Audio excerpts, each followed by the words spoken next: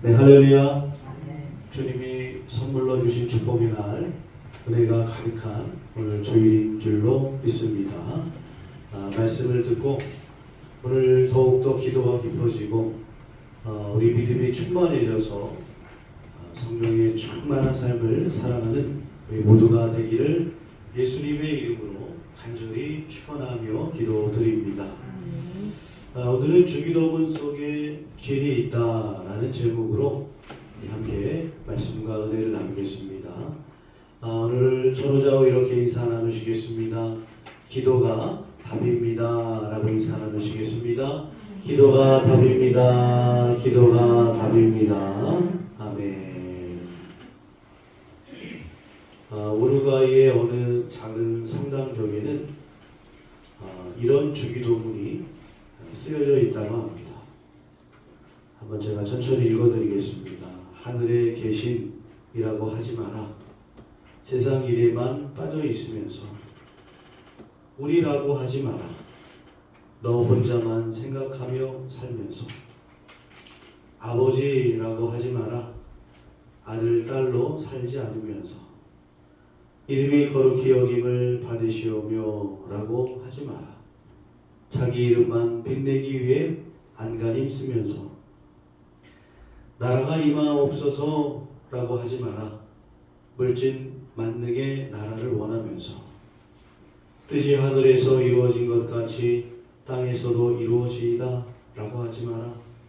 내 뜻대로 되기를 기도하면서 일용할 양식을 주옵시고 라고 하지 마라. 죽을 때까지 먹을 양식을 쌓아두려 하면서 우리에게 죄 지은 자를 사하여 준 것 같이 우리 죄를 사하여 주옵시고 라고 하지 마라.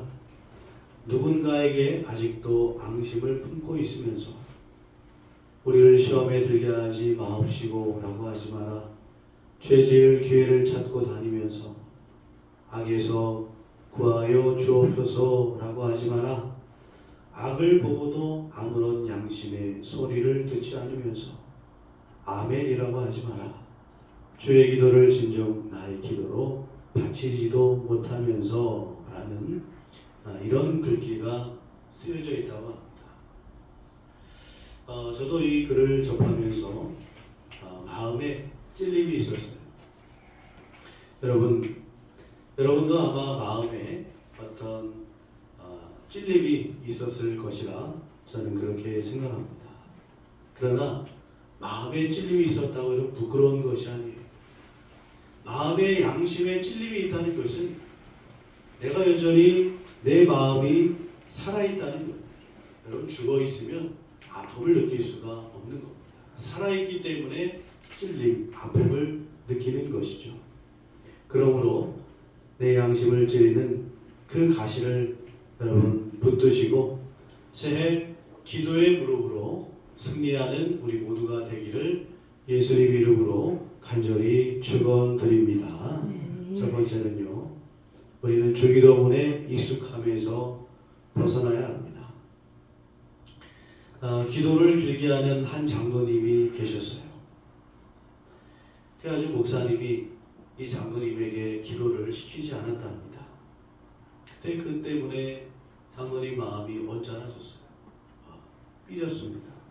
이 사실을 알고 목사님이 이번 주 대표 기도를 부탁드렸습니다. 주일날이 됐어요. 장로님이 대표 기도를 시작합니다. 창세기부터 시작해가지고 기도는 어느새 말라기를 거쳐서 사복음서, 요한계시록까지 그냥 읽어가면서 읊어가면서 장작 40분의 기도가 이어졌어요.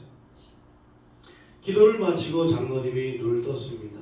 그랬더니 목사님만 남아있고 교회는 한 명도 없더라는 거예요. 아니 목사님, 이게 어찌 된 일입니까? 예, 장로님, 노아의 홍수 때 성도들이 다 떠내려갔습니다. 그러더라는 거예요. 여러분, 우리는 일상 생활 속에서 많은 기도를 드리고 있습니다. 그런데 그 기도의 내용을 보면은 어떤 나의 어떤 사상이나 내 경험이나 내 지식을 마치 하나님의 뜻인 것처럼 기도하는 경우가 많이 있다는 것이죠. 저도 한번 곰곰이 이렇게 기도를 드리면서 저 자신을 살펴보았습니다. 물론 우리의 필요를 구하고 하나님께 구하고 두드리고 정말 간구해야 되는 것이 맞죠. 그것이 잘못된다는 것이 아닙니다. 그러나 때로는 내 교만에 취해서 내가 갖고 있는 이러한 것들이 마치 하나님의 뜻인 것처럼 기도할 때가 있다고 한다면 우리는 깨달아야 된다는 것이죠. 반성해야 된다는 것이죠. 누가복음 18장 10절과 10절부터 14절의 말씀을 보면은 바리새인과 세리의 기도가 거기 기록되어 있습니다. 바리새인은 기도하러 올라가서 자신의 신앙 어떤 경험과 업적들을 나열하며 기도합니다. 하나님, 나는 불의하지도 않았습니다. 사기꾼도 아니었습니다. 정직하지 못하거나 간음하는 사람도 아닙니다. 소득의 11조도 드립니다 하면서 하나님 앞에 자신을 의롭게 여기며 기도했다는 거예요. 여러분, 그런데 이것을 알아야 돼요. 하나님께서 그 바리새인을 의롭게 여겨주셨을까 하는 거예요. 하나님께서는 의롭다고 하시지도 않았는데 스스로 나는 의롭다 여기며 기도를 드렸다는 겁니다. 여러분, 이것은 자기 만족일 뿐이고 어떻게 보면 교만함의 극치라는 것입니다. 그런데 세리의 기도를 보십시오. 그는 이렇게 기도합니다. 함께 읽어보겠습니다. 세리는 멀리 있어서 감히 눈을 들어 하늘을 쳐다보지도 못하고 다만 가슴을 찌그러기되 하나님이여 불쌍히 여기소서 나는 죄인으로서이다 하였느니라. 아멘. 여러분, 성경은 뭐라고 말씀하고 있습니까? 모든 사람이 죄를 범하였음에 하나님의 영광에 이르지 못하나니 라고 말씀하고 있습니다. 하나님 말씀에 따른 고백이라고 저는 보여집니다. 성경적인 고백이죠. 내 자신이 죄인임을 고백하는 것. 여러분, 우리의 기도는 하나님의 말씀을 가지고 기도를 드려야 된다는 거예요. 내 경험을 가지고 내가 가진 지식을 가지고 멋진 미사여구를 붙여서 여러분 기도를 드리는 것이 그것이 하나님께서 기뻐하시는 기도가 아니라는 겁니다. 기독교의 위대한 신앙인인 어거스틴, 루터, 칼뱅 이런 사람들은요 기도에 대해서 가르쳤는데 그들의 가르침을 보면은 자신의 경험을 가지고 기도의 논리를 전개하지 않았다는 거예요. 그러니까 내가 이렇게 기도해 봤더니 이것이 정답이더라. 아니야, 내가 이렇게 해봤더니 이것이 정답이더라. 이렇게 가르치지 않았다는 겁니다.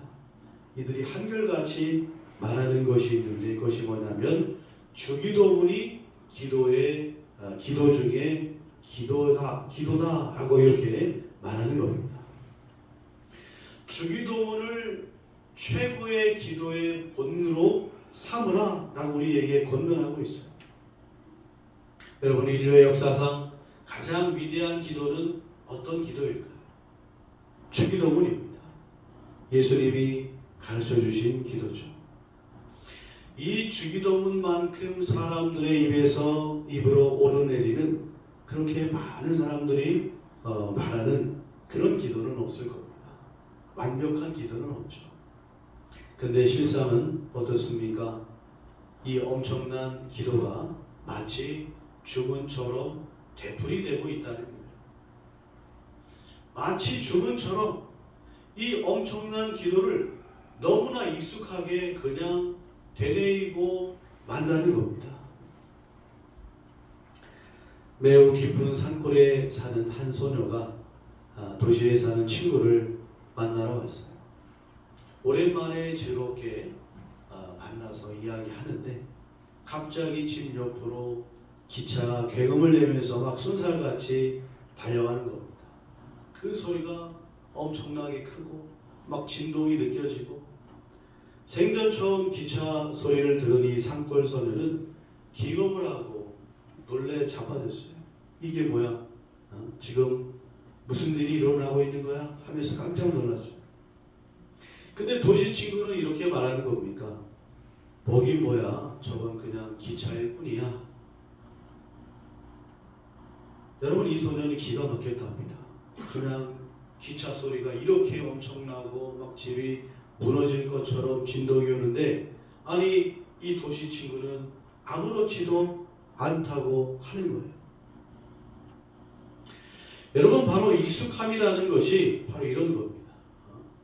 하나님께서는 우리에게 이렇게 주기도문이라는 엄청난 기도를 예수님께서 우리에게 가르쳐 주셨는데, 우리는 그것을 너무나 익숙하게 그냥 되뇌이고 뭐긴 뭐야 그냥 주기도문이지 라고 넘길 때가 많다는 겁니다.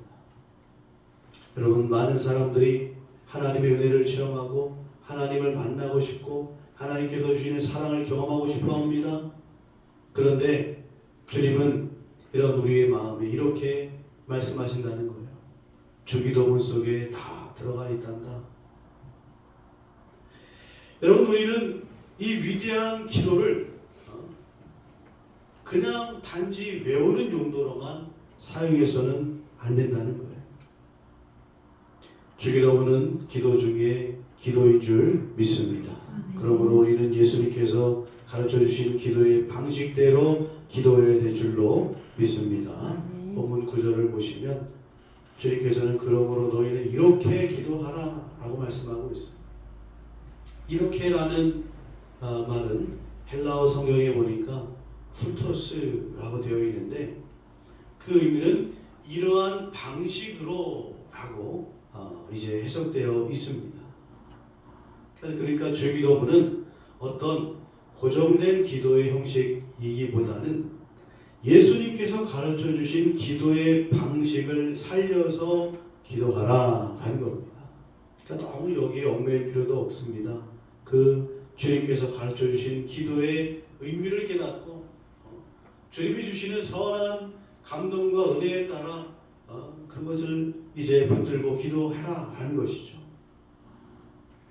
새해 주기도문을 주문처럼 반복하여 외치는 것에, 외우는 것에 그치지 말고, 여러분, 주기도문 이 말씀을 가지고 기도하여 하나님을 알아가고 하나님께 큰 기쁨을 드리고 하나님의 뜻이 이루어지는 놀라운 경험을 체험케 되시기를 예수님의 이름으로 간절히 축원드립니다. 두 번째는요, 이 주기도문은 기도 중에 기도입니다. 여러분, 오늘 제가 이 주보 가운데 나눠드린 유인물이 있습니다. 우리 주기도문 기도문인데요, 우리 한번 같이 보면서 말씀을 살펴보면 좋겠습니다. 우리가 앞으로 이 기도문을 좀 소지하시면서 제가 나중에는 좀 코팅으로 이제 코팅해서 나눠드릴 예정인데요. 물론 이 형식이 정답이다라는 것은 아닙니다. 여기에 너무 얽매이지 마시고 순간순간 예수님께서 우리 마음속에 부어주시는 선한 생각들, 선한 기도 제목들이 있으면 그거 붙들고 기도하면 좋겠습니다. 어쨌든 첫 번째는요, 하늘에 계신 우리 아버지여입니다. 이 세상 어떤 종교도 여러분, 자신이 믿는 신에게 아버지라고 부르는 종교는 없어요. 제가 GPT한테 물어봤더니, 물론 뭐 힌두교는 아버지라는 말을 쓰기도 하지만, 그러나 기독교와 같은 그 아버지의 개념이 아니라고 합니다. 뭐 그렇게 부르는 종교는 없습니다. 더군다나 성경에서는 우리는 전적 죄인이며 심판받아 영원한 사망에 처할 존재라고 말씀하고 있습니다. 그런데 그 가장 거룩하신 하나님을 죄인인 우리가 아버지라고 부를 수 있는 그런 자녀의 위치가 되었다는 사실입니다. 바로 예수 그리스도 십자가 은혜로 우리는 엄청난 이러한 지위를 누리게 되었다는 거예요. 우리는 이 은혜에 감사하며 기도해야 된다는 사실입니다. 우리가 어떻게 하나님을 아버지라고 부를 수 있게 되었습니까? 예수 그리스도 십자가 보혈의 은혜로 우리가 이러한 은혜를 받게 되었다는 거예요. 우리가 이것을 하나님 앞에 기도하며 주기도문을 할 때 그렇지, 하나님께서 우리를 자녀 삼아 주셨지, 여러분 이러한 감사의 고백이 우리 입에서, 우리 기도에서 나와야 된다는 겁니다. 두 번째는 이름이 거룩히 여김을 받으시오며입니다. 여러분 하나님의 이름은 온전히 거룩하시죠. 하나님의 이름을 사용하는 우리들이 사실 문제입니다. 그분의 이름을 사용하는 우리들의 마음가짐이 항상 거룩하지 않은 것이 문제라는 것이죠. 세상에서 하나님의 이름이 거룩히 사용되지 않는 이유가 무엇 때문입니까? 단순히 불신자들이 교회를 싫어해서, 거부해서, 물론 그런 경우도 많습니다. 그러나 그 이름을 사용하는 우리들이 하나님의 이름을 거룩하게 사용하지 못했기 때문에 우리의 삶이 거룩한 삶이 되지 못했다는 겁니다. 우리에게 책임이 있다는 것이죠. 초대교회 당시 이스라엘 내에서 초대교회 성도들은 매우 소수에 불과했습니다. 그럼에도 불구하고 세상은 그들을 어떻게 여겼습니까? 사도행전 5장 13절에 보니까 그 나머지는 감히 그들과 상종하는 사람이 없으나 백성이 칭송하더라 라고 말씀하고 있어요. 정말 적은 숫자였지만 여러분 모든 백성들이 초대교회 성도들을 칭찬했다는 거예요. 우리가 하나님의 백성답게 거룩한 삶을 살아갈 때 여러분 주님의 이름이 더욱더 높아지게 된다는 사실입니다. 그러므로 나 자신의 거룩함을 위해서 기도하시기를 바라겠습니다. 세 번째는요, 나라가 임하시오며입니다. 누가복음 17장 21절에 보면 하나님의 나라는 너희 안에 있느니라 라고 말씀하고 있습니다.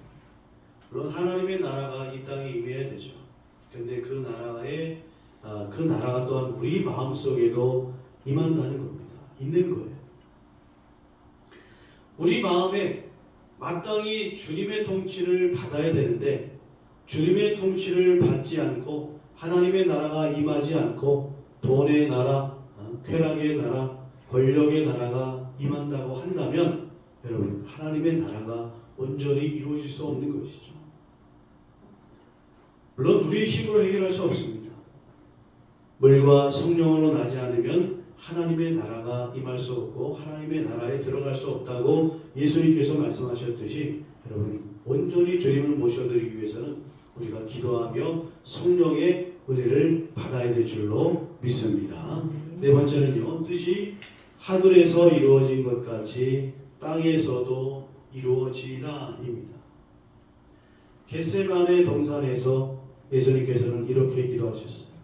그냥 함께 읽어보겠습니다. 내 아버지여, 만일 할만하시거든 내게서 지나가게 하옵소서. 그러나 나의 원대로 하시옵고 아버지의 원대로 하시옵소서 하시고. 아멘. 여러분 십자가라는 엄청난 그 무거운 짐을 눈앞에 두시고 예수님께서는요 모든 감정, 모든 지식, 어떤 모든 것을 하나님께 순종하는 그 기도를 드렸다는 사실입니다. 여러분 내 뜻대로 되지 않는 것은 하나님의 뜻대로 되어지고 있다는 증거예요. 그렇기 때문에 내 뜻대로 안 되면 그래 하나님의 뜻대로 되어지고 있구나.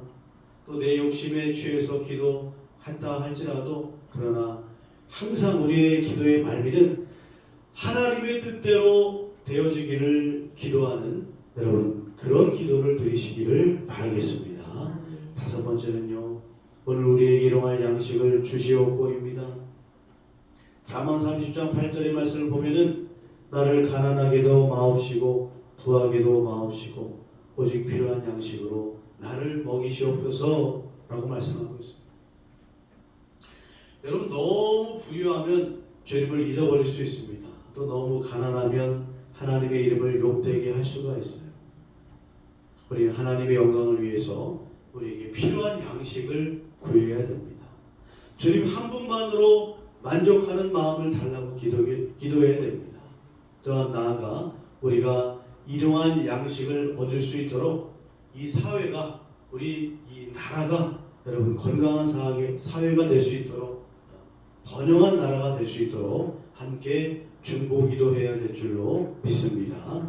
여섯 번째로 우리가 우리에게 죄 지은 자를 사하여 준 것 같이, 이 부분입니다. 우리가 하나님 앞에 항상 용서를 구하죠. 하나님 내 죄를 용서해 주십시오 라고 하면서도 밖에 나가서는 남의 죄, 남이 나한테 지는 죄에 대해서는요 용서하지 못하는 경우가 너무나 많이 있습니다. 마치 성경에 나와 있는 10,000달란트를 탕감받았던 사람이 자신에게 100데나리온 빚진 자, 그 사람을 용서하지 못하고 그냥 멱살 잡고 끌고 가서 돈 갚어? 안 갚어? 그래, 감옥에 쳐넣어버리는 그런 모습이 우리 안에 있다는 거예요. 이런 모습이 되지 않도록 우리는 기도해야 된다는 사실입니다. 세상 불신자들보다 낫다고 생각하지 말고 항상 겸손한 마음으로, 남을 나보다 낮게 여기는 마음으로 겸손한 자세를 갖고 용서하는 우리 모두가 되기를 간절히 부탁을 드립니다. 일곱 번째는요, 우리 죄를 사하여 주시옵고 라고입니다. 여러분, 회개는 우리의 삶 속에서 항상 이루어져야 되는 거예요. 주일날만 나와서 회개 기도해야 된다라는 것이 아닙니다. 때로는 내 마음속에 억울함이 가시지 않아도, 때로는 내 마음속에 분노의 감정이 식지 않아도 여러분 말씀을 붙들고 여러분 주님 앞에 회개의 자리로 나아가는 우리 모두가 되어야 된다라는 것이죠. 그러므로 끊임없이 여러분 우리의 삶 속에서 회개의 기도를 드리는 여러분들이 되시기를 바라겠습니다. 여덟 번째는요, 우리를 시험에 들게 하지 마시옵고입니다. 여러분, 지금 우리가 사는 이 시대는 얼마나 시험거리들이 많은지 몰라요. 보세요. 요새 전화 한 통하면요, 그냥 이 쾌락에 그친 마약도 살 수 있는 그런 시대 아닙니까? 돈만 있으면 얼마든지 하고 싶은 일을 할 수 있는 그런 시대예요. 인터넷에는 음란물이 넘쳐납니다. 도박, 또 술, 게임과 같은 어떤 우리를 유혹하는 것들이 넘쳐나고 있어요. 그뿐만이 아닙니다. 인생의 수많은 문제들이 우리의 믿음을 흔들고 시험들게 합니다. 여러분, 우리가 시험을 받을 수 있어요. 성도는 시험을 안 받아야 된다라는 것이 아니라 시험을 받을 수 있습니다. 그러나 중요한 것은 시험에 끌려 들어가지 않아야 된다는 거예요. 우리는 이것을 위해서 기도해야 된다는 것이죠. 그리고 아홉 번째는 다만 악에서 구하시옵소서입니다. 여러분, 많은 사람들이 이 악의 존재를 인정하지 않으려고 합니다. 지금도 마귀는 우는 사자와 같이 삼킬자를 찾으며 여러분 성도들을 죽이려고 그렇게 돌아다니고 있는데, 예수 믿는 그리스도인들이 마귀가 어디 있어요? 지금 촌스럽게 마귀에 대해서 이야기하다뇨? 여러분, 이런 생각을 갖고 신앙생활에서는 굉장히 위험하다는 것이죠. 그러나 하나님께서는 어쨌든 마귀의 계획조차도 구원 계획으로 선용하시는 하나님이십니다. 그 하나님을 믿고 마귀가 오늘도 영원한 죽음으로 우리를 이끌려고 유혹하고 있지만, 그러나 그보다 더 크신 하나님을 의지하며 여러분 이 마귀로부터 우리를 구해주시는 주님을 믿고 기도하는 우리 모두가 되기를 간절히 바랍니다. 마지막 열 번째 기도는 나라와 권세와 영광이 아버지께 영원히 있사옵나이다 입니다.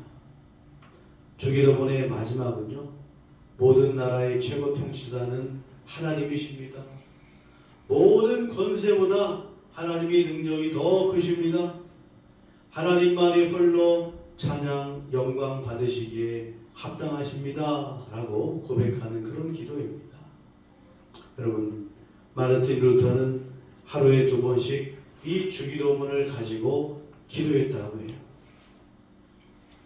우리도 새해 이 주기도문을 붙들고 기도하여서 하나님께서 어떻게 채우시고 역사하시는지 여러분 그 축복의 은혜를 함께 증거하고 나누는 그런 한 해가 될 줄로 믿습니다. 그런 축복과 은혜가 우리 모두에게 가득히 넘쳐나게 되기를 예수님의 이름으로 간절히 축원드립니다. 마지막 세 번째는요, 우리는 주기도문으로 하나님과 깊은 교제를 나눠야 됩니다. 고대 그리스 극장에서 가면을 쓰고 연기하던 사람을 휘포크리스테스라고 불렀다고 해요. 근데 성경에 보면 이 단어가 똑같은 단어가 쓰여져 있습니다.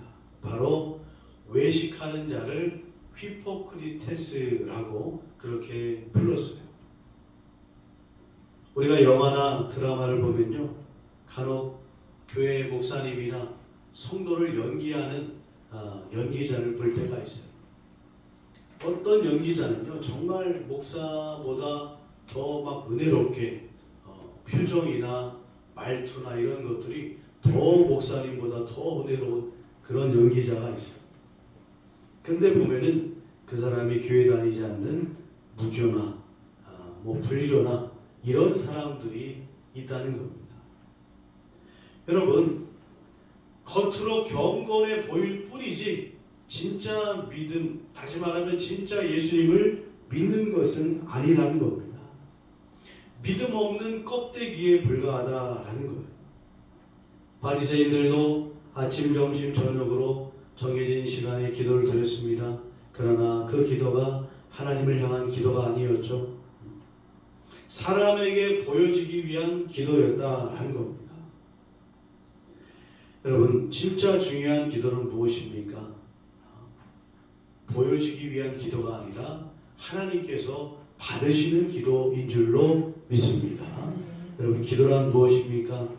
우리의 소원을 말하는 행위가 아닙니다.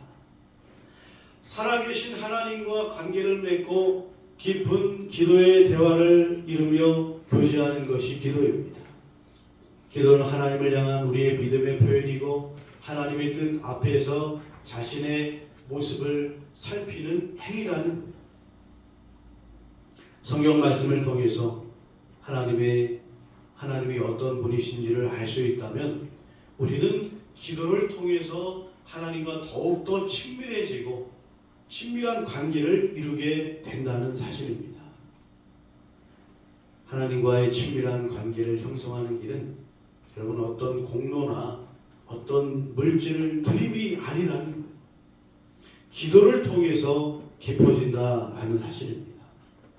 올 한 해 여러분들 이 기도문을 정말 가지고 뜨겁게 기도하여서 하나님과의 깊은 교제의 시간을 더욱더 나누시기를 바라겠습니다. 그래서 풍성한 축복의 열매를 거두는 우리 2026년도 새 한 해가 되기를 예수님의 이름으로 간절히 축원드립니다.